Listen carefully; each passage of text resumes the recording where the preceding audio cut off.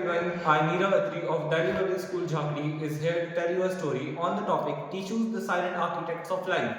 Jack wasn't a big fan of biology. He liked football, video games and sleeping, not diagrams of cells. Whenever his teacher talked about tissues, he thought of the ones people sneezed into. One Friday though, things changed. While he was showing off his football moves at his school, he tripped and landed on the ground hard. His knee started bleeding. His friends laughed while he winced. Over the next few days, he noticed something strange. His wound started closing up, and one day it vanished.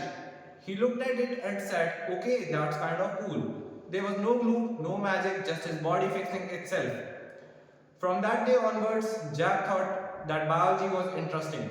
The next Monday, his teacher said that today we're going to learn about tissues, the silent architects of life.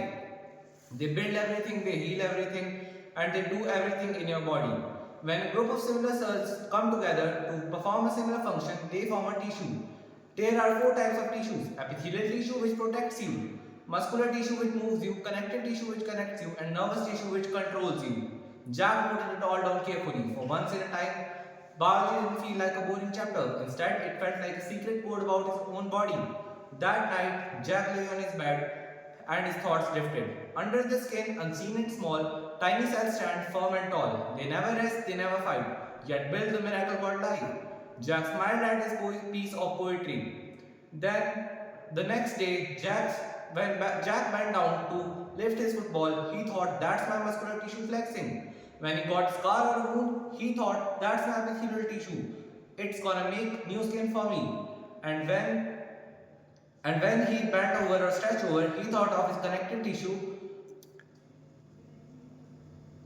holding every piece of him together, cartilages, ligaments, and tendons holding him together, and nervous tissue. It truly amazed him. Billions of neurons firing like electric stars, carrying his signals from toe to brain in milliseconds, and controlling every part of his body.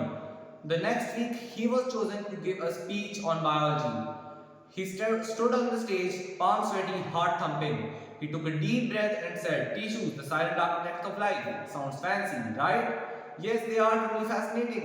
Instead, they're the reason I'm standing here right in front of you and speaking. Without them, I couldn't be able to do anything. Well, them and obviously caffeine. The first type of tissue is epithelial tissue. It's like the bodyguard of your body. It covers every part of your body and protects you from dust and germs. Then comes muscular tissue. They're the gym freaks, always flexing. They help you to smile, move, walk, and run from homework. The whole class giggled now. And then comes nervous tissue. It's like the phone notification system which tells you to do everything, like when to work, when to sleep, and when to wake up, and even when to stop eating chips at 2 a.m. Sadly, mind doesn't always listen, and it is the control room of your body. The whole class clapped for him. Then he took a deep breath and said, "Tissues are everything. Without them, we'd be nothing but a messy puddle of cells. And trust me, that's not a good look." The whole class stood up and clapped for him. Even his teacher said, "Brilliant, Jack. Seems like your tissues taught you well." "Yeah, well," he said, "they're the best team I've got." And while getting on the stage, Jack said, "Good work, everyone. I praise you for this." While he was going to sleep, he said, "Thanks team for everything. Thank you."